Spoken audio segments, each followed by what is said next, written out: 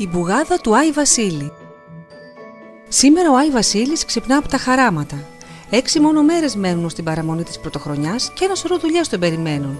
Να τυλίξει τα τελευταία του πακέτα, να επισκευάσει το έλκυθρό του, να ετοιμάσει την επίσημη στολή του, αυτή την κόκκινη που βάζει μια φορά το χρόνο στο μοίρασμα των δώρων. Για να δει αν είναι εντάξει, την ξεκρεμά από την ντουλάπα του και βάζοντας τα γυαλιά του την εξετάζει προσεκτικά. Μία χαρά είναι. Ένα σιδερωματάκι θέλει μόνο. Όμως, εκεί μπροστά, ένας απέσιος μαύρος λεκές στολίζει το αριστερό του μανίκι. Κοίτα να δεις, ένας τεράστιος λεκές. Σίγουρα θα έγινε από τις καπιές σε κάποια καμινάδα. Ψιθυρίζει ο Άι Βασίλης και νευριασμένος τυχώνει βιαστικά μέσα στο πλυντήριο. Μετά από λίγο βγαίνει στην αυλή να πλώσει την πουγάδα του. Πρώτα γκρεμά τις κάλτσες του, ύστερα τη φανέλα του, το μακρύ του σόβρακο, το σκούφο του, το πουκάμισο και τελευταίο το σακάκι και το παντελόνι. Πω ζημιά, αδύνατον, φωνάζει απελπισμένος.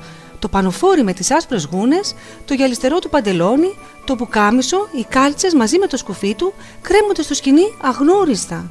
Έχουν γίνει μικρά, τόσο μικρά που δεν χωρούν να μπουν ούτε στο μικρό του δαχτυλάκι.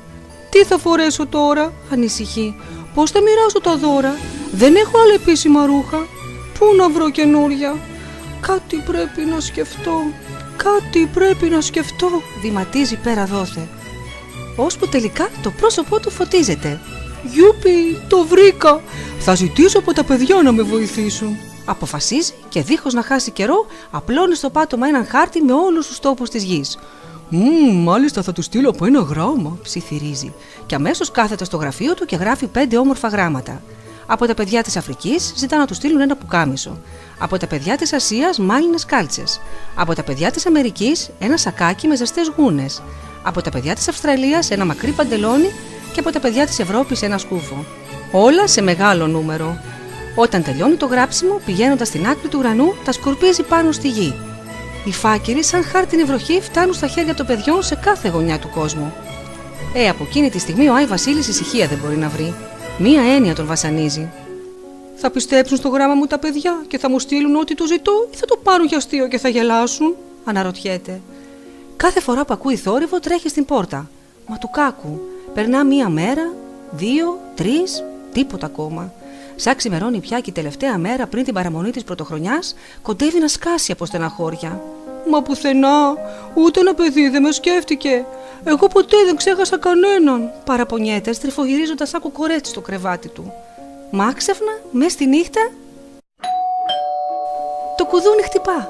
Μπροστά στην πόρτα 5 μεγάλα πολύχρωμα πακέτα τον περιμένουν. «Ζήτω, ήρθαν τα δώρα μου, τα παιδιά με θυμήθηκαν», φωνάζει καθώς τα ξετυλίγει με λαχτάρα. «Να το κόκκινο σακάκι, το παντελόνι, το φαρδί που κάμισο, οι ζεστές καλτσούλες και αυτός ο θαυμάσιος σκούφος με το χρυσό κουδουνάκι στην άκρη του. Είναι καταπληκτικό, υπέροχο να ανοίγεις πακετάκια που μέσα τους υπάρχουν πανέμορφα δωράκια», τραγουδά, δοκιμάζοντας ένα-ένα τα κομμάτια της ολοκαίνουργιας φορεσιάς του. Άρχισα, μα επιτέλους το κατάλαβα. Τώρα ξέρω γιατί με περιμένουν με λαχτάρα και με αγαπούν τόσο πολύ οι μικροί μεγάλοι, μουρμουρίζει κλείνοντας πονηρά το μάτι στον καθρέφτη. Και επειδή ο καημένος ο Άι Βασίλης πρώτη φορά στη ζωή του παίρνει δώρα, βάζει τα κλάματα από τη χαρά του.